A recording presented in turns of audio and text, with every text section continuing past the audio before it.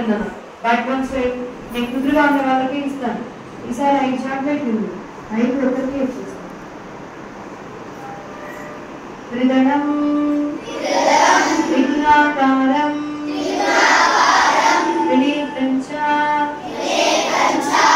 వ్యాయుధం త్రిజన్మ పాప సంహార